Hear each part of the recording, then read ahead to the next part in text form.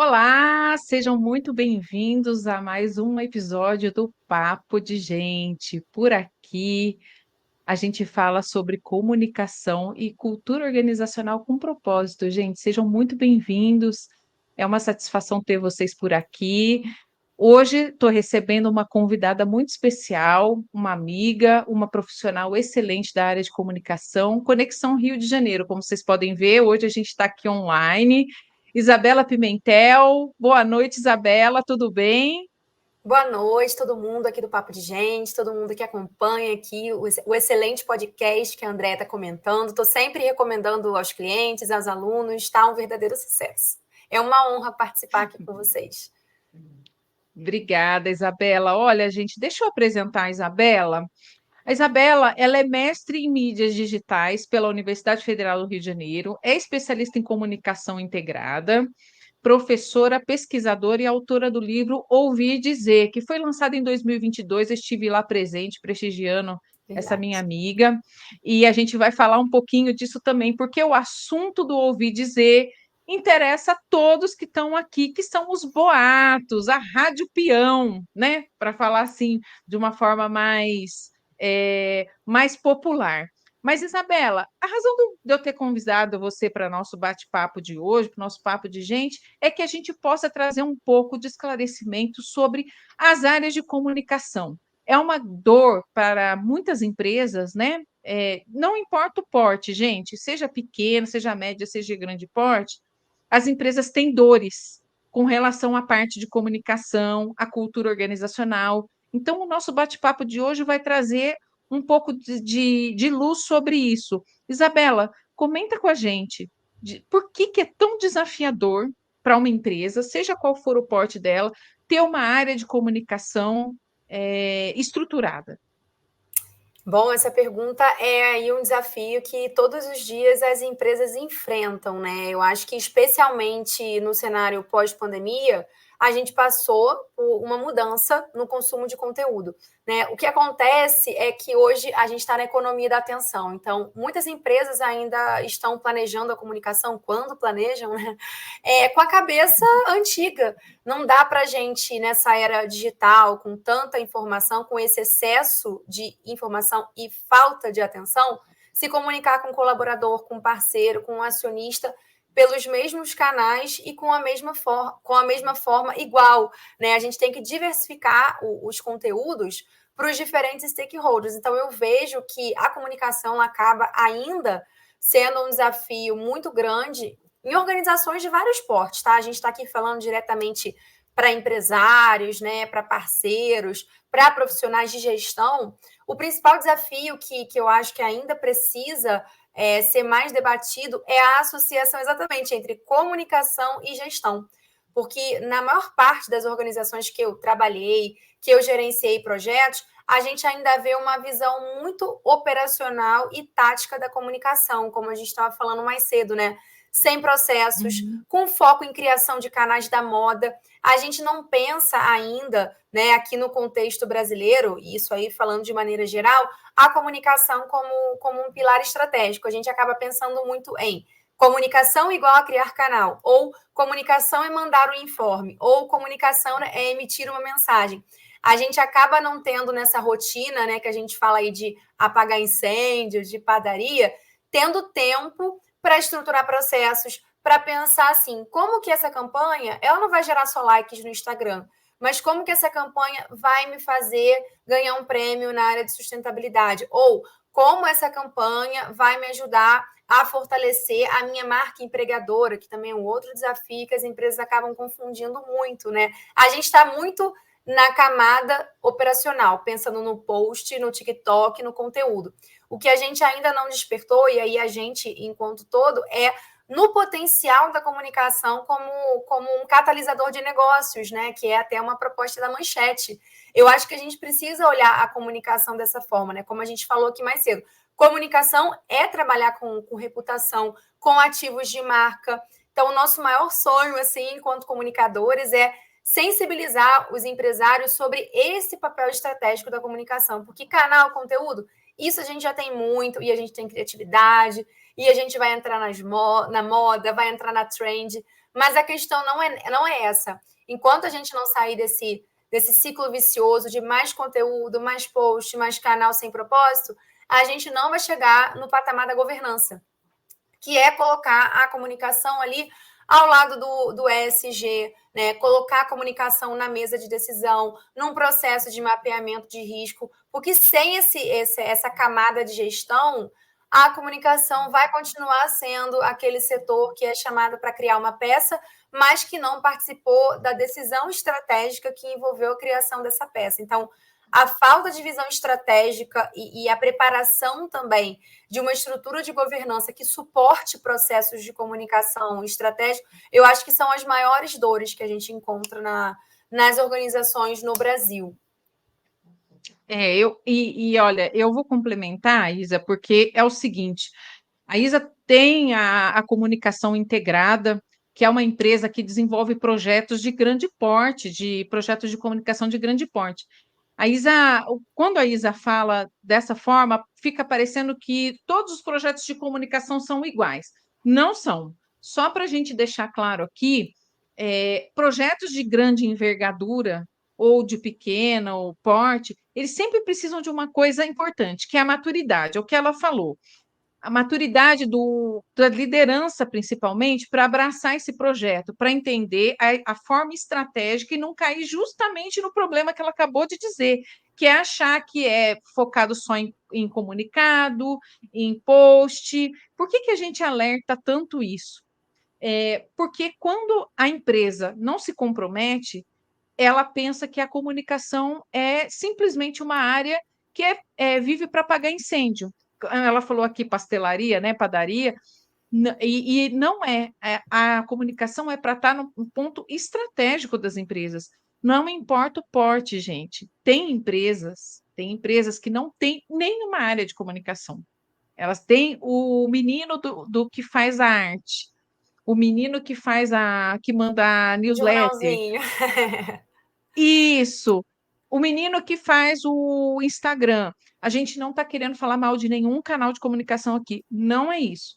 Mas uma das maiores dores que vem cascateando os problemas na área de comunicação nas empresas é justamente a falta de entendimento do que é uma área de comunicação.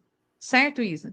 Exatamente. Nós ainda não temos, nós, digo, enquanto comunicadores, enquanto organizações, nós ainda não temos uma clareza sobre dois conceitos que são essenciais na gestão, que é o escopo da área, ou seja, o que ela faz, né? Olha, nós somos responsáveis por nutrir relacionamento, por gerenciar campanhas de imagem e reputação. Tudo que a área faz é o nome que a gente dá de escopo. E outra palavrinha mágica também é o escopo excluído. Como não existe esse conhecimento e essa estruturação de processos que estão no escopo e processos que estão no escopo excluído, ou seja, o que a gente não faz, tem essa confusão de que todo mundo pode sair criando canal, qualquer porta-voz pode sair falando com a imprensa, quando, na verdade, ou a empresa não tem processos estruturados, ou outro cenário também que eu já encontrei em muitos casos. Os processos existem, mas eles foram pensados, desenhados, né? Literalmente os processos foram desenhados, sem considerar dois fatores que também tem aqui diversos bate-papos sobre isso: a cultura organizacional e as pessoas. Então, assim, pior do que não ter processos é também inventar processos. Vem uma pessoa de fora que não imergiu naquela cultura, que não estudou de fato o DNA da organização e cria processos da cabeça dela. Os processos, tudo isso, são desenhos que precisam ser colaborativos, né? Seja por design thinking ou qualquer outra abordagem, mas não dá certo também. Criar um processo que não envolveu os times. O time não vai participar, não vai tirar o papel. Então, assim, pior do que não ter processo é criar processos que não dialogam com esses dois elementos: a cultura, o DNA e a rotina da equipe, porque senão vai ficar ali mais um documento na área de trabalho, né? Mais um documento na gaveta. Então, a gente precisa realmente encontrar um meio termo ali, né? Entre um planejamento que é estruturado, mas, ao mesmo tempo, ele tem a sua maleabilidade para discutir com os desafios da cultura, porque a cultura é viva, né? Ela é todo dia está se moldando. Os times são muito diversos, né? Então, assim, não existe mais aquele planejamento engessado que uma consultoria foi lá e entregou. não vai dar certo, né? Isso aí é um outro assunto É. também, os fatores pelos quais não dá certo. É, eu percebo o seguinte: existe um tabu em relação às áreas de comunicação das empresas, e vamos assim extrapolar, deixar a área de comunicação, mas vamos falar da comunicação mesmo nas empresas, Uhum, porque toda empresa quer que o seu negócio dê certo. Toda empresa deseja que os colaboradores estejam comprometidos, que agora a gente mudou para engajados, uhum. né? Todo mundo quer, todo empresário deseja que as engrenagens da empresa funcionem corretamente, e por isso passa você entender quem é a empresa, o DNA da empresa, entender, como disse a Isabela agora há pouco, a cultura organizacional. Existem diversos componentes que funcionam para um bem da gestão. E a comunicação fluida, onde todos se entendem, assertiva, de forma assertiva, onde a liderança pode se comunicar e conectar com o colaborador e vice-versa, é um grande desafio atualmente. A gente chama de liderança humanizada, liderança comunicadora, liderança conectada, enfim, existem vários termos, mas a coisa é uma só. A questão da liderança estar engajada em ser comunicadora o suficiente para engajar os colaboradores, para que eles entendam a cultura organizacional, para que eles se entendam, possam criar os processos e que a comunicação seja tão fluida, seja tudo tão compreendido na empresa, que não há nenhum risco, ou pelo menos não existem. Os potenciais riscos estão bastante mapeados, estão, vamos dizer assim, previamente planejados. Mas isso é um grande desafio para pequenas e médias e grandes empresas também, gente. Não é só coisa para gente pequena e média, não. Tem empresas de grande porte que as coisas não estão tão azeitadas quanto deveriam, não é, Isabela? Exatamente, eu acho que questões da comunicação enquanto prática, e aí esse ponto que você trouxe é bem legal, porque muitas vezes a gente pensa só na comunicação como o setor, né? E aí a gente pensa assim, É, não, o evento não lotou, né? Não bombou, como falam aqui no Rio de Janeiro, porque a comunicação não divulgou. Ou a campanha não deu certo porque a comunicação não trabalhou direito. Quando, na verdade, isso envolve alguns mitos, né? O primeiro deles é a comunicação não é um setor. Quando a gente está na indústria farmacêutica, quando eu já trabalhei, né, com vários clientes da indústria farmacêutica, a gente tem lá o setor de garantia da qualidade, né? Gestão da qualidade, garantia de qualidade, enfim. Qualidade, não adianta um setor criar as normas e um setor escrever lá os procedimentos, porque vem uma auditoria, seja nacional ou internacional, enfim, se o auditor passar numa área e achar alguma falha num requisito, num produto, a empresa toda vai ser prejudicada por aquele ponto negativo na auditoria. Então, eu peguei muito essa ideia de que qualidade não é só um setor, qualidade é uma coisa que todos fazem, assim como o sucesso do cliente. Não adianta ter um setor que cuida do sucesso do cliente. O sucesso do cliente tem que ser uma mentalidade estratégica. Então, eu digo mesmo da comunicação. A comunicação não é um setor ali de 4 pessoas, 5, 3, ou uma equipe que está ali com uma plaquinha. Setor é, de comunicação. A comunicação, como você bem apontou, ela tem que ser uma mentalidade estratégica ligada à governança, não somente também na alta liderança, mas também na média gestão, né? Que é ali onde a engrenagem roda. E nesses processos aí isso. de repensar uma liderança que só acionava a comunicação para resolver problema, isso ficou para trás. Hoje, as grandes empresas, os principais CEOs que estão ali fazendo um trabalho estratégico de reputação, né, de grandes bancos, de diversos setores, eles são porta-vozes, eles estão ali no LinkedIn, fazendo não somente um trabalho de marca empregadora, mas também um trabalho de personal branding, né? Eles também são É, uma marca.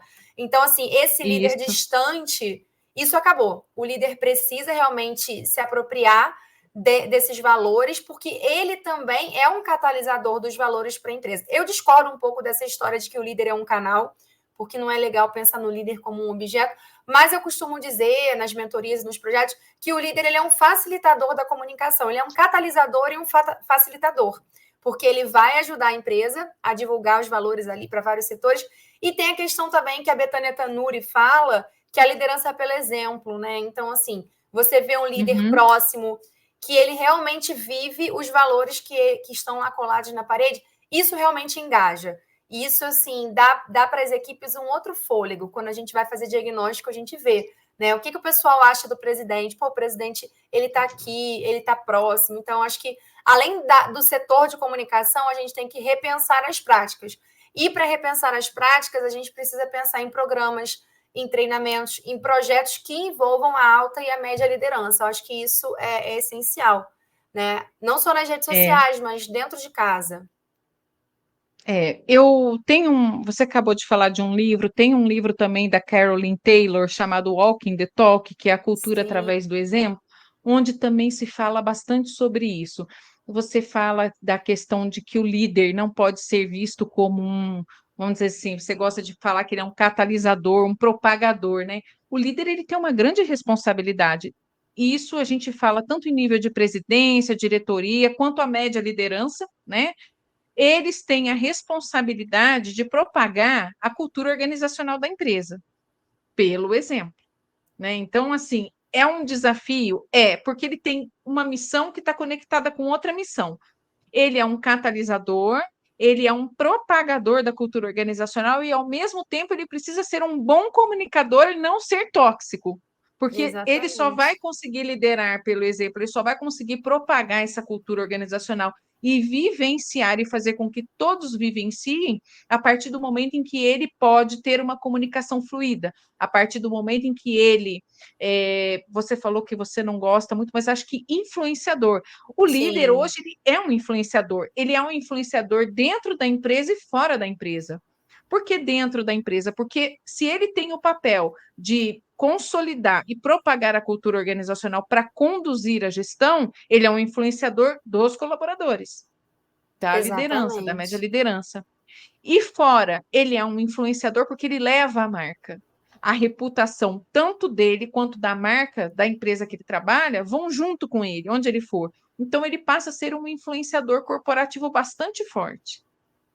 Exatamente, que é também, né, uma outra área que está se expandindo muito, né? Tanto os programas estratégicos, aí pensando no nosso público de empresários, programas de preparação do líder comunicador, mas também na outra ponta, a gente também tem um outro programa que é interessante, se alguém quiser conhecer e pesquisar, e até convidar aí a Andréia para estruturar, que são os programas dos embaixadores ou influenciadores internos, que são também, ao lado do líder, pessoas da equipe dele que ajudam ele a trazer pautas, a fomentar debates, a trazer uma visão plural e diversa para a comunicação. Esses dois projetos, lideranças comunicadoras e influenciadores internos ou embaixadores internos, que também são nas redes sociais, todas essas iniciativas fazem parte de programas estratégicos para levar a comunicação a um patamar de governança. Então, muitas empresas estão levando isso a sério, e isso aí não é só um comitê, não é só um grupinho, mas são treinamentos, as pessoas recebem informações, os líderes passam por mentorias, né? Então, assim, investir nessas formações e treinamento são resultados que a empresa vai colher ao longo do tempo, né? Vai evitar crise. Investir em liderança comunicadora e influenciadores internos vai também propagar a cultura, vai reforçar a marca empregadora, vai ajudar a atrair novos talentos. Então, assim, não é só o setor de comunicação sozinho que vai resolver tudo, né? Tem que ter essa rede de parceiros internos que, além de liderança comunicadora, a gente também vem chamando de rede comunicadora, né, que é um termo que o Curvelo usa, rede de comunicadores, rede comunicadora, porque você vê que a rede, ela tem o líder, ela tem os influenciadores, ela tem os setores, tem aquele colaborador que é super engajado nas campanhas e nas redes sociais, tem os embaixadores, então é uma rede, não é um setor de comunicação sozinho fazendo tudo, né? Só que para ser rede, a gente tem que ter uma cultura mais horizontal. Então, novamente, a comunicação não vai chegar num patamar estratégico se houver desconfiança, se for uma estrutura organizacional muito rígida, né? Tem que haver uma fluidez, tem que haver relações mais horizontais. Então, assim, cultura, planejamento, comunicação, liderança, gestão, tá tudo muito conectado nessa ideia de rede, né? Então, são outras camadas aí que são debates mais profundos que a gente está trazendo aqui para o empresariado, mas que são debates necessários, né? Porque nosso olhar está muito lá no TikTok, quando a comunicação tem o potencial de fazer muito mais. Não que o TikTok não seja importante, mas a gente tem potencial de Para atrair. certas marcas. Exatamente, a gente tem Para certas potencial de marcas fechar não tem contrato. relevância, né? Exatamente. Nem tudo é para todos, nem todos os canais são para todas as marcas, B2B, B2C, né? A gente estava falando disso. Tem uma coisa, Isabela, que eu participei recentemente de um workshop e o público era de pequenas e médias empresas. Provavelmente tinha alguma grande, mas o que eu percebi é que a camada estava mais nas PMEs. E de uma forma muito curiosa, quando a gente tocou no assunto do planejamento estratégico, além de a dor, né, quando você fazer o detalhamento da parte financeira, uma das grandes preocupações dessas empresas é: eu preciso faturar, preciso vender mais, mas eu preciso que a minha empresa funcione, ou seja, os meus funcionários, a minha imagem. Eu não notei ali um foco em canais de comunicação, mas eu notei os empresários um tanto perdidos com relação à cultura organizacional. O código de cultura, quando a gente tocou nesse assunto, muitos disseram, mas o que é isso? Como eu monto isso? Foi uma dor que eu não fiquei surpresa, porque a gente encontra dificuldade, inclusive em grandes empresas, principalmente quando está vendo aquisições, reposicionamento de marca, né, reposicionamento em nichos de mercado, isso acontece. Mas as pequenas e médias empresas têm uma dor muito grande que eles não sabem nem o que é um código de cultura, ou formalizar ou construir. Vamos falar da importância da cultura organizacional para o motor de negócios das empresas, nesses casos, né? Sim, a gente acaba achando que cultura, né, é algo muito etéreo, algo que está muito lá no É. céu. Mas a cultura, ela tem uma série de camadas, né? Ela tem os ritos, ela tem os heróis, ela tem os processos. E no centro dessas camadas da cultura, que Hofstede chamou até de modelo da cebola, né, a gente tem ali o DNA da empresa. E aí, às vezes, quando a gente pensa em planejar ou fechar uma parceria de negócio, ou fechar até uma campanha, né? O empresário está pensando, vai lançar um novo produto, está pensando numa campanha. A gente pensa só no influenciador. A gente acaba não pensando assim de forma estratégica. Como é que esse influenciador que eu estou chamando aí para o lançamento do meu produto, sei lá, uma linha de cremes dentais. Poxa, será que esse influenciador dialoga com essa camada, com esse núcleo que é o DNA da minha empresa, que são os valores da cultura? A gente acaba pensando em cultura, assim como esse público do evento, como algo que está muito separado, mas na verdade a cultura ela tem várias camadas e ela compreende esse conjunto de ritos, de práticas do cotidiano mesmo. Né? Então, a gente tem a cultura organizacional ali como algo que deveria pautar os nossos processos, que deveria pautar as nossas escolhas e também todas as decisões de negócio.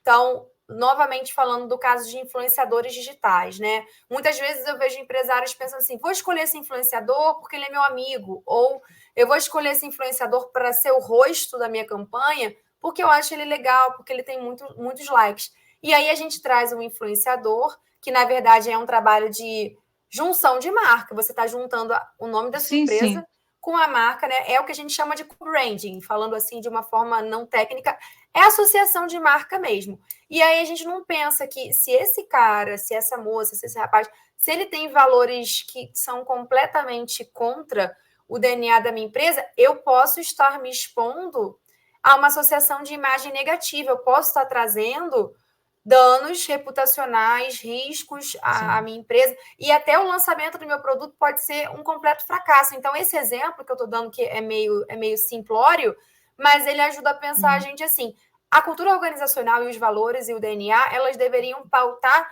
todas as escolhas de negócio, porque muitas marcas pensam em critérios como quantidade de seguidor, alcance e visibilidade, mas desconsideram os valores e até assim os temas sensíveis, né, envoltos ali naquele negócio. Então, assim, parceria de negócio é também uma parceria de associação de imagem. Então, assim, a cultura ela tem que estar em todas as decisões. Estou fazendo essa campanha porque está na moda, ou você falou do walk the talk, ou eu estou fazendo essa Uhum. campanha porque eu já consegui ter um conjunto de práticas sustentáveis. Agora sim, vou lançar lá um selo, Empresa Verde, mas lançar um selo Empresa Verde, se você não tem nada na tua cultura sobre isso, nada de concreto, você está ali aberta a passar por crise. Então, assim, a cultura tem que pautar todas as decisões, a cultura e a análise dos riscos, né? É importante mencionar aqui, gente, que a Isabela tocou num assunto que ninguém está livre, nenhuma empresa, seja de pequeno ou grande porte, está livre, que é o risco da crise reputacional, tá? Vocês devem acompanhar aí todos os dias, tem algumas marcas que acabam mais expostas que a outra. Eu me lembro de um caso recente, que foi o caso da Vale, o caso da Braskem, que são Sim. casos de empresas que até têm selo na Bolsa de Valores de sustentabilidade, ou seja, são empresas que o investidor que procura ações com foco em sustentabilidade, investem nessas empresas. A Braskem, inclusive, perdeu o dela Perdeu esse por causa selo, daquela questão exatamente. da mina em Maceió. Sim, Então, sim. assim, nenhuma empresa está livre de risco, mas a cultura organizacional ela vem trazendo uma série de situações que a empresa vem valores, missão, não é uma coisa que você cria num ano e você não dinamiza aquilo. Você vai evoluindo. Um valor que, quando você fundou a empresa, fazia sentido, pode acontecer de 2 anos depois não fazer mais sentido. Eu uma vez estive com um empresário que um dos valores era visão de dono. É um valor que, na minha opinião, já não deveria existir. Mas ele me explicou o porquê, e assim, por incrível que pareça, 6 meses depois, alguns colaboradores mostraram que não tinham nenhuma visão de dono, nenhuma. Porque quando você fala né, essa questão de dono, a visão de dono, é um compromisso muito grande. Valores são compromissos que você tem pessoalmente e que acabam casando com o da empresa. Você dificilmente entra numa empresa, por exemplo, um vegetariano. Você já viu ele ser contratado por um frigorífico? Eu não. Você nunca vai ver uma situação dessa, né? Parece meio. É muito diferente? Mas poderia acontecer? Talvez. Mas você não vai ver um vegetariano sendo contratado por um frigorífico, porque ele é contra a carne, consumo de carne. Algumas empresas contratam pessoas que não têm o fit cultural que a gente chama? Sim, acontece. Mas para que existe valor, missão, propósito da empresa? Para você estruturar a empresa, para que você tenha uma estrutura da empresa para ela poder contratar pessoas, para ela poder se movimentar no dia a dia. Cultura organizacional é aquilo que movimenta a empresa. Quais são os comportamentos desejáveis? Como é que aonde a gente quer chegar com essa empresa? O fornecedor que nos vende algum produto ou presta algum serviço, que comportamentos nós desejamos dele? O cliente que a gente procura, o que a gente vai oferecer? Se a gente diz que a gente está dentro de sustentabilidade, provavelmente o grupo de consumidores que vão nos comprar são pessoas que prestam muita atenção em sustentabilidade. E é assim que se molda a cultura de uma empresa. Ela pode evoluir? Pode ganhar novos aspectos? Pode, mas o seu DNA está ali sempre existente. E por que é tão importante ter a cultura? Porque ela, além de movimentar tudo da empresa, os colaboradores, ter um discurso único, né, Isabela? Ter um discurso Com único para o certeza. mercado, um discurso único para os colaboradores, ela também ajuda a gerar negócios. E ela também ajuda a ter a liderança comunicadora, ajuda a ter líderes mais maduros, mas com maior propósito para manter aquela reputação, aquela imagem no mercado e dentro da empresa. Eu concordo plenamente, assim, eu acho que a gente precisa realmente juntar as pontas, né? A gente está achando ainda ali que a cultura é algo etéreo, que os valores não impactam em nada, mas hoje assim, se a gente pensar aqui dos líderes mais admirados, né, nas páginas do LinkedIn que existem, as company pages, né, que são ali, são aquelas que têm conteúdo mais próximo, que falam de pessoas, né, a gente está aqui falando de papo de gente. Então, assim, Sim, não existe essa sim. coisa de criar um código de cultura ou de criar um plano, de criar um procedimento que não seja parte da rotina das pessoas. Então, assim, se o seu colaborador ele tem um jeito de se autodenominar, se ele usa determinada expressão, determinado tom de voz, e isso também faz parte do código da cultura, né? Então, muitas empresas falam lá do tom de voz da marca. É isso, você não pode chegar numa rede social e dizer que você é uma empresa verde e depois amanhã sai na imprensa um discurso do executivo falando que sustentabilidade é bobagem. Esse conceito que você citou do discurso integrado de comunicação é uma outra coisa também que muitas vezes a gente confunde, né? Não significa que a gente vai publicar o mesmo conteúdo em todos os canais, mas significa que a organização, que o discurso dela tem um fio condutor, né? Que os drivers de valor ou direcionadores de negócio, eles estão ali naquela narrativa de marca. E aí, nessa narrativa de marca, se a narrativa de marca fosse um guarda-chuva, os valores estão ali embaixo do guarda-chuva. E sempre que eu falar alguma coisa, eu vou remeter a esse tom de voz, eu vou recordar os direcionadores de negócio, porque aí eu estou construindo um discurso estratégico.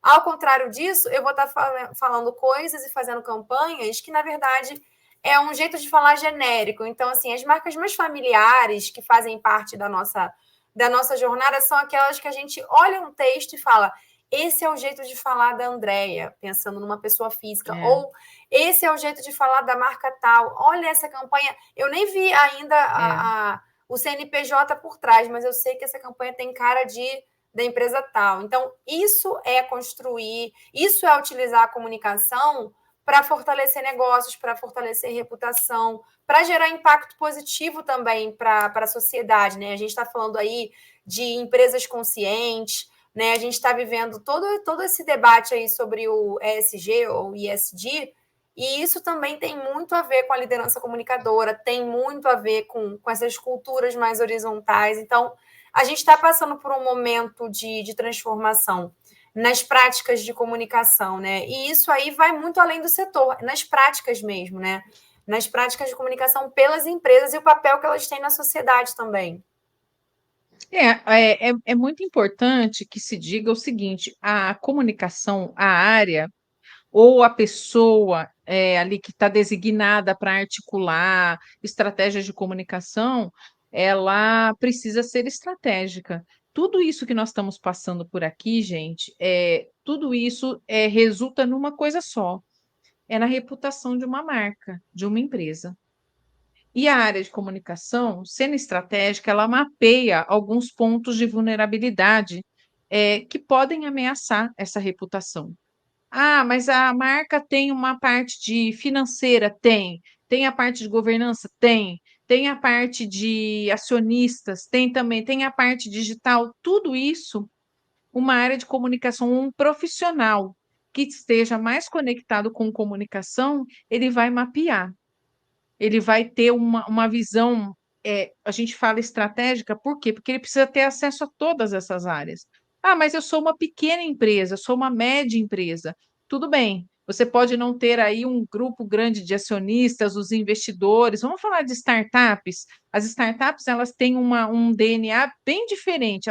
Tudo nelas é muito ágil, né? Tudo nelas é muito ágil, equipes pequenas, ágil, e nem sempre elas têm uma estrutura que uma empresa normal, mesmo sendo pequena, tem, né? Já peguei casos de startup que assim não tem RH. Vamos contratando ali, vai chegando um associado, aqui, todo mundo meio sócio, tal. Mas o fundamental, Isabela, em ecossistemas dessa forma, como a comunicação funciona para dar uma sustentação, para estruturar a cultura, para estruturar alguma coisa que possa resultar numa comunicação fluida, que possa sustentar o engajamento dos colaboradores num sistema que eu não diria que ele é hostil, mas ele é sem estrutura. Ele não tem uma estrutura. Você tocou num ponto que, assim, acontece em várias empresas, né? Assim, a necessidade de estruturação versus a agilidade do setor ou as demandas que aquele setor tem. Startup é um setor altamente dinâmico, né? O setor das startups, o ecossistema das startups. Eu acredito que, assim, você pode ter boas práticas de comunicação, sim, em qualquer ramo, seja numa startup, seja numa empresa mais tradicional. E eu acredito que a gente possa, sim, ter boas práticas tendo uma visão estratégica. O que eu não acredito é que vai dar certo sempre sem nenhum tipo de estruturação. Pode estar dando certo agora que está no hype, você tá conseguindo fazer processos seletivos sem ter um trabalho de employer branding. Pode no começo estar dando certo, mas você também fazer uma viagem sem ter um plano de voo, né, como fala o Forne, é bem arriscado. Então, assim, pensando aí com a cabeça de um profissional estratégico e falando aqui diretamente para empresários, eu acho que se a sua startup está em crescimento, se ela começou sem um setor de comunicação, deu certo e tal, não espera uma crise acontecer para contratar um profissional. Contratou esse profissional, traz um analista júnior, um analista pleno. Quando a gente fala de estruturar setor, a gente pensa que a gente vai ter que ter 30 pessoas, né? Mas a gente pode estruturar um setor aos poucos, estando em poucos canais, com orçamento enxuto. Também não é toda empresa que tem uma equipe de comunicação com 200 pessoas, né? A gente pode começar uma estrutura enxuta. Muitas vezes essa estrutura nasce a partir de uma pessoa que tem visão e ali em 3, 4 anos, essa pessoa conseguiu trazer um estagiário, a gente já deu mentoria, já deu consultoria, fez workshop, com empresas que passaram por isso. Começaram com um setor bem pequeno, fizeram quase que assim resultados incríveis e em pouco tempo, ganhando espaço, ganhando a confiança da diretoria, o setor foi se estruturando. Por quê? A diretoria viu que com aquela área planejada, o marketing conseguiu ter mais resultados. A campanha que foi lançada foi mais assertiva do que na época que a gente fazia campanha baseada em achismo. Então, assim, eu acho que tem setores que são muito dinâmicos e tal, que pode até estar dando certo, você pode estar fazendo conteúdo, parece estar dando certo, mas por trás dessa cortina, a gente não sabe o que vai acontecer. Você pode estar falando com o público errado, você pode estar direcionando esforços para um canal que a gente estava falando, né? Que não é importante para o seu business. Então, assim, é importante começar, dar o primeiro passo e ao longo do caminho vai trazendo outras pessoas, vai fazendo um orçamento realista, mas o importante é começar, né? E desenvolver essa mentalidade. Depois disso, com o passar do tempo, o setor vai aos pouquinhos crescendo, para não sobrecarregar também ninguém, né? Mas eu acho que tem que ter esse pontapé inicial. Eu reforço a ideia com o seguinte: comunicação, gente, não é achismo, é processo. E quanto mais processo, quanto mais estratégia, dá para ter meta, dá para fazer um planejamento, dá para mudar o curso desse planejamento, dá para ter indicador de desempenho como uma área de projeto da empresa. Né? Não vai pensando que não é só a gente fazer um filminho, tal. Gente, não é isso. Isso são coisas que a gente utiliza na área de comunicação, que um profissional de comunicação utiliza. Mas, de repente, ao invés de você estar numa rede social, é super relevante para o seu setor estar numa feira de negócios. Exatamente. Então, assim, por que existe o marketing e a área de comunicação? Porque juntos eles costumam pensar no seguinte: o que é importante para a marca? O que é importante para a reputação? Você, às vezes, tem uma visão do bairro, da cidade onde você está, e tem empresas que têm potenciais regionais, empresas com potenciais de expansão mesmo, nacional, de ser comprada por investidores internacionais que não sabem explorar a própria marca, que reputação é uma coisa que passa longe, né? Então, assim, é muito importante isso tudo que a Isabela falou, porque você não pode contratar um super profissional, mas você precisa pensar em ter alguma coisa, precisa pensar em estruturar alguma coisa. E não é uma vergonha e não é ruim você ter pouco, mas você tendo a visão do quanto você precisa, do quanto seria importante, no próximo ano, estruturar um plano para o próximo ano, o quanto isso é importante, você passa a ter verba, você passa a ter a estrutura, campanha. Recentemente atuei num projeto onde o empresário falou para mim assim: os meus colaboradores não se conversam, porque era uma empresa de pequeno porte que funcionava numa casa. Os departamentos funcionavam em salas. Então, o departamento X numa sala, o departamento Y numa sala. Como faz muito calor, eles ligam o ar-condicionado e fecham as portas. A barreira é praticamente total. Por quê? Porque você está no calor, você fecha a porta por causa do ar-condicionado e está ali trabalhando. Numa avaliação um pouco mais detida, eu reparei que existiam muitos atritos entre os departamentos. Por quê?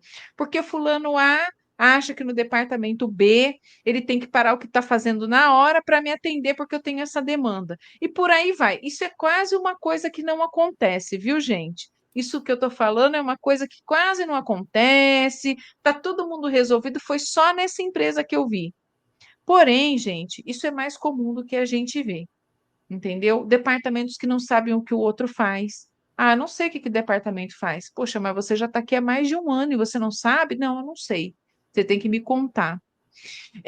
E com isso, eu estou querendo levar a gente para um segundo assunto aqui: o colaborador, o engajamento do colaborador. Da cultura organizacional, da liderança, isso é feito para alguém. Não é feito só para o cliente, para gerar negócios, é feito para fazer a máquina funcionar. Depois que a demanda vem da rua, alguém tem que botar a mão na massa. E esse alguém é o colaborador. Esse alguém é aquele colaborador que está ali todo dia, que entende quais são as metas, que entende qual é o objetivo para onde a gente vai. Quem cuida deles, Isabela? Quem cuida do colaborador? É só o RH? Com certeza não.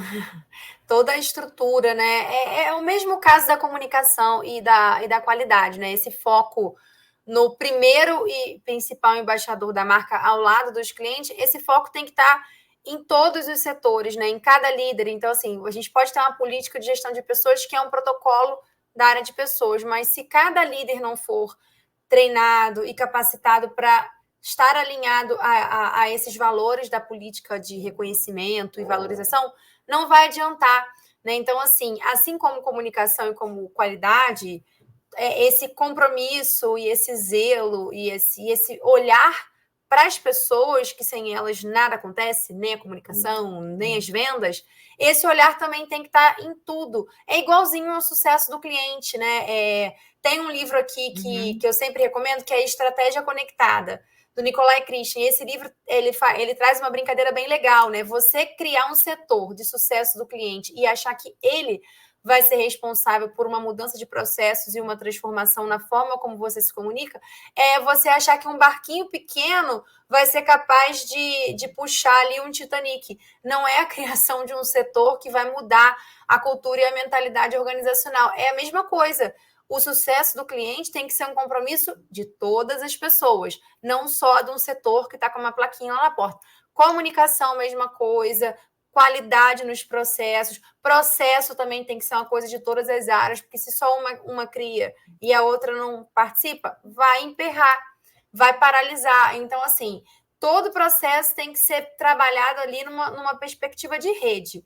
Eu defendo muito essa abordagem colaborativa dos setores. Muitas empresas hoje nem têm baias, a gente estava falando aqui do caso da empresa com um monte de porta, né? Porque que a arquitetura física dos escritórios e tudo mais, ela também é um elemento ali, ela é uma interface tangível da cultura organizacional. A forma como você chega na recepção e te tratam também é um artefato da cultura organizacional. A cultura ela tem várias camadas, como a gente falou. Depois, quem quiser procurar no Google, Camadas da Cultura, de Hofstede. É super interessante para a gente pensar isso. Tudo comunica, né? Então, assim, desde o olhar daquele líder, desde a forma como você entrou na empresa, você é um colaborador novo. No primeiro dia, você já percebe uma fofoca absurda no café. Isso também diz alguma coisa sobre a sua cultura. Tudo comunica alguma coisa, né? Seja ali no cafezinho, seja nas redes sociais, estamos nos comunicando com pessoas o tempo todo. Às vezes até mesmo de forma não verbal. Então, por isso que é legal a gente estudar psicologia, cultura organizacional, porque já se foi o tempo que comunicação, e aí, né, a gente tem aqui vários casos, né, que o líder, ele tinha que estudar só a área dele. Hoje, o líder estratégico, ele tem que ser um comunicador também, né? Então, assim, estamos aí trabalhando junto com as empresas para que as empresas cheguem nesse patamar de uma liderança comunicadora e estratégica, né, focada em pessoas. O importante, gente, o extrato desse programa, que, como vocês podem ver, está falando de gente, de pessoas.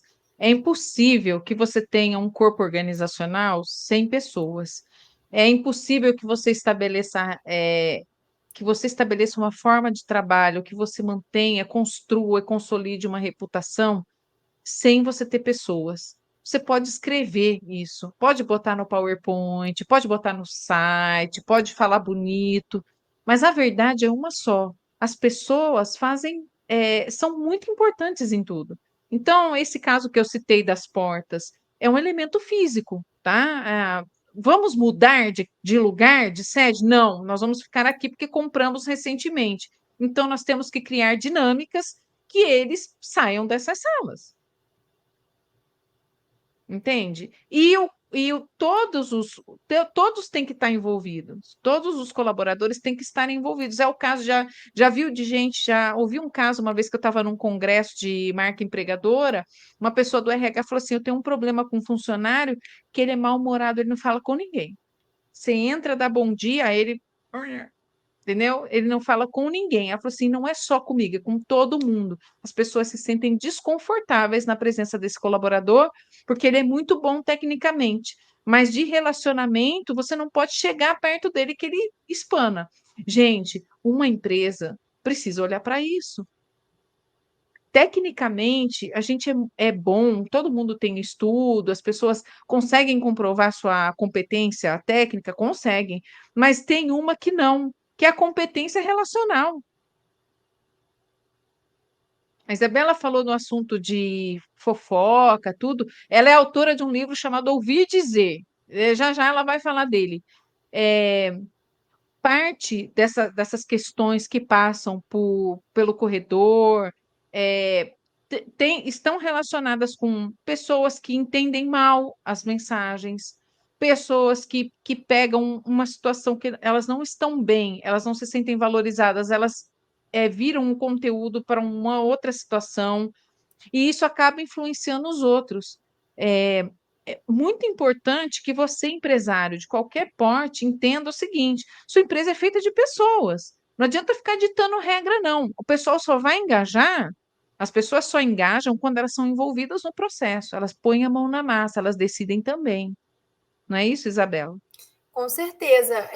A gente está falando muito aqui da comunicação enquanto prática no primeiro bloco, né? Agora a gente está falando também de Uhum. comunicação enquanto processo, mas a comunicação efetiva, ela não vai. Essa questão de contenção dos boatos e contenção de ruídos, ela tem uma interface com a comunicação, mas também ela tem uma interface muito grande com a gestão. Então, assim, você pode ter milhares de canais, mas se o seu conteúdo não é estratégico e não dialoga com o dia a dia das pessoas, o boato vai continuar acontecendo. Né? Como eu falo no livro, a nossa primeira tendência é tentar eliminar o boato por um processo de silenciamento organizacional. Eu estou vendo que está tendo aquele ruído, mas eu vou fingir que não tem. Estou vendo que aquilo ali vai dar problema, mas eu vou fingir que não está acontecendo. Aí, quando o boato, né, que começou ali como uma poeirinha, depois virou um ruído, depois virou uma cadeia de rumores, e por fim ele virou um boato que extrapolou os muros da empresa, aí eu começo a ver que a questão é séria. Então, assim, a existência de um boato, de um ruído, ele sim pode estar relacionado a uma barreira de comunicação, seja ela física, seja de linguagem, seja uma barreira. Existem vários tipos de barreiras de comunicação, mas também pode ser uma questão de clima organizacional, pode ser uma questão de cultura, né? Então, assim, os boatos, eles têm uma camada de comunicação, né? Mas eles também têm outros fatores. E aí não dá para colocar na contra-comunicação assim, vou mandar mais mensagem para tentar desmentir esse boato. Não vai dar certo. Você tem que ter uma combinação de estratégias com a área de pessoas.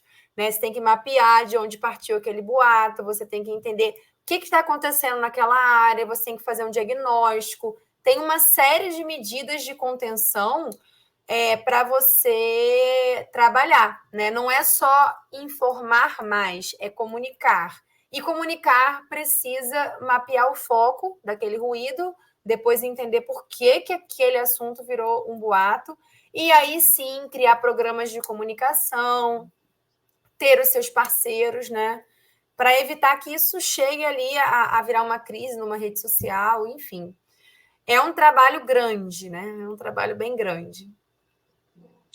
Na verdade, assim, gente, comunicação é tão entranhado em todos os processos de uma empresa que a gente começa falando do departamento, depois a gente sai extrapolando ele para a liderança, para a cultura organizacional, agora nós chegamos nos colaboradores, mas o extrato de tudo isso é o seguinte: nenhuma empresa consegue viver isolada, consegue desvalorizar o profissional, os profissionais que estão ali envolvidos naquela questão, nos negócios, não consegue ignorar o perfil do seu cliente, os acionistas, todos são o que a gente chama de stakeholders, mas eu sempre gosto de colocar no português, né, que é para todo mundo entender aí o alcance, todos os públicos-alvos envolvidos direta ou indiretamente com a sua empresa.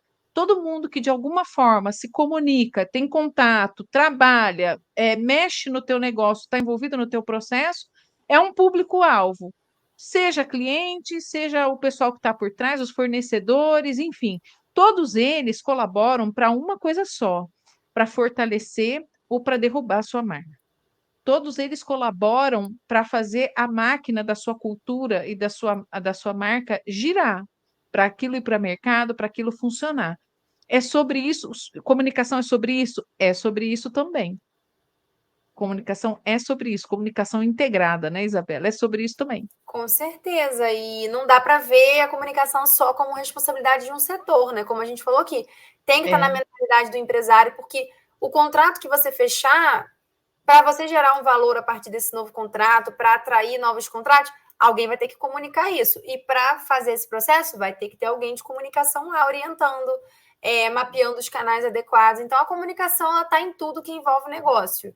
E é essa mentalidade que a gente tem que ter aí ao longo de 2024, né? Essa junção da comunicação, da gestão, da cultura e os negócios sendo impulsionados pela comunicação. Bom, a gente está caminhando para o final desse episódio, mas antes da gente finalizar, eu queria deixar alguma coisa de dicas para quem nos vê aqui, que são pequenos e médios empresários, que têm interesse em estruturar sua cultura organizacional. Estruturar, gente, ou formalizar, tá? Por quê formalizar?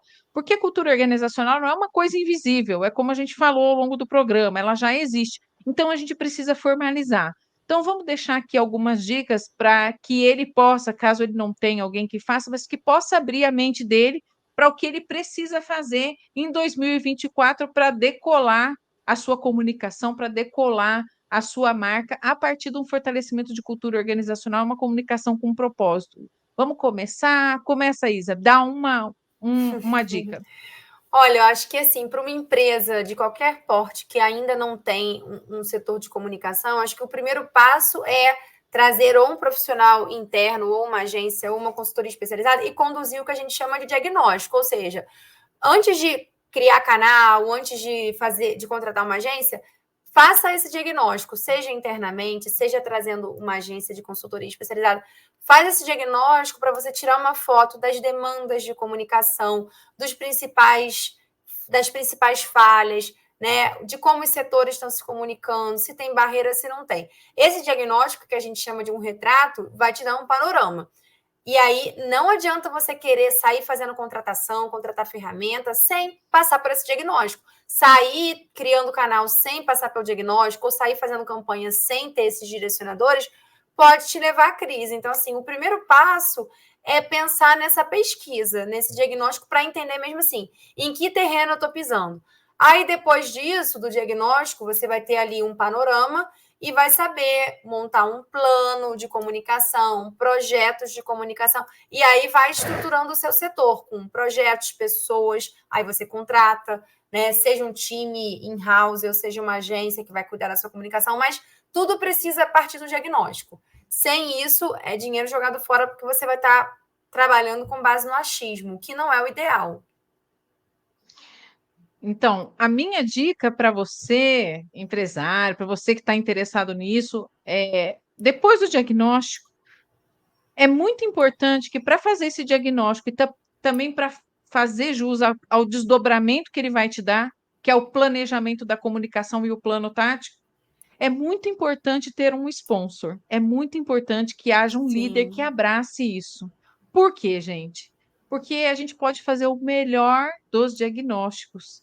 Mas se a gente não tem um sponsor, se a gente só foi contratado para fazer aquilo e ninguém abraça essa missão dentro da empresa, exatamente. além do investimento jogado fora, você não vai ter esse retrato que a Isabela falou para fazer nada. Porque alguém tem que abraçar isso. Depois que esse retrato for tirado, alguém tem que dar prosseguimento. Bom, então agora como que nós vamos fazer? Vamos caminhar assim? Bom, eu tenho esses talentos não estão mais aderentes, eu tenho esses processos, eu preciso estruturar uma coisa, outra. Sem esse sponsor, sem esse líder que vai abraçar esse projeto, isso não vai caminhar. Então, se você tomou essa decisão em 2024, tenha muita atenção que esse é um projeto seu, é um projeto seu para caminhar 2024. Não é para ter o retrato e abandonar, é para abraçar, para você ter o engajamento, para você ter os resultados que você espera. Com certeza, não é o que eu costumo dizer, né? Esse investimento em comunicação não é algo pontual que você faz. É que nem É. diversidade, é que nem inclusão. São passos que você dá todos os dias, né? Então, assim, hoje você fez um investimento em diagnóstico, mas não é uma caminhada, é uma corrida ali de longo prazo, é uma prática diária. Essa melhoria da comunicação é uma melhoria contínua, né? Que é muito forte também no setor de qualidade. É um processo diário, gente. Então, assim, fez o diagnóstico, não deixa isso morto, isso que a gente está chamando aqui de fotografia. Estruture o setor, coloque seu plano em prática, avalie os resultados e aprenda com esses erros, aprenda com os números, né? Faça uma comunicação orientada a dados, que na verdade a gente fala que é tendência, mas na verdade é o básico, né? Essa comunicação pautada pelas decisões, pelos números. Então, essas dicas eu acho que, começando pequeno, a gente pode avançar grande. Eu acho que é um ponto importante aí para 2024. Não tenham vergonha do porte da empresa. Mesmo que você tenha uma pequena, uma média empresa, gente, eu tenho certeza que a Isabela também, quando começou como gestora, como empresária, a gente era pequeno. A gente começa de algum ponto, porque se você não começa, Exatamente. não tem como você medir, você pedir, fazer meta, você fazer planejamento estratégico. Se você não dá o primeiro passo, você não vai É, dar nunca, vai ficar sempre perdido, gastando dinheiro com investimento que você não sabe nem se você precisa. Então, assim, abandona esse negócio de ficar tirando para tudo que é lado, tudo que é rede social, que supostamente parece uma comunicação e centra. 2024 é o ano que você vai ter uma estrutura de comunicação que vai te dar resultado, que vai te fortalecer a reputação, que vai fortalecer sua cultura organizacional e você vai ter uma visão ampla para você seguir o seu negócio com bons resultados. com certeza. Eu acho que tudo Né? precisa partir de um primeiro passo com aquilo que você tem. Depois, em médio prazo, você vai obtendo mais resultados, fazendo mais investimento. O importante é começar. É isso mesmo. Bom, gente, Isabela, muito obrigada pela sua participação aqui com a gente hoje. Esse episódio ficou muito bacana, adorei. Eu sempre gosto de bater papo sobre comunicação, assim, falar com pessoas como você, que, né? Gente, a Isabela já foi minha mentora, viu? Verdade, já A faz. marca da. Eu tenho algumas coisas na área de comunicação. A Isabela, ela me dá muitas dicas, continua aí me mentorando, me apoiando nos meus projetos. Então, isso é muito bacana ter a sua mentora aqui para bater um papo. É muito interessante, principalmente essa visão de gente que a área de comunicação traz. Eu gostaria de agradecer, então, a Isabela mais uma vez. Gostaria de agradecer a você que está sempre aqui com a gente, acompanhando os episódios do Papo de Gente com curiosidade. Mandando sugestão, é muito importante, gente. As sugestões de vocês são muito importantes, porque a gente consegue trazer outras pessoas, consegue diversificar o nosso conteúdo e fazer um conteúdo de valor para você aprender mais sobre comunicação, sobre cultura organizacional, sobre até o planejamento da comunicação, né? A gente vai se despedindo por aqui. Eu espero ver vocês no próximo episódio. se inscreve no canal, ativa as notificações, porque só assim você vai ficar acompanhando a gente aqui toda semana.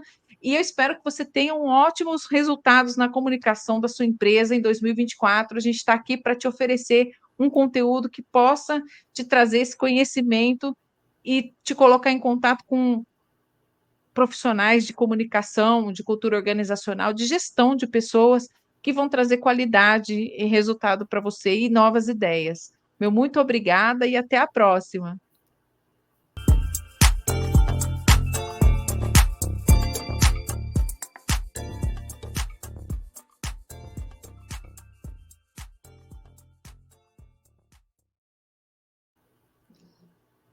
Foi ótimo.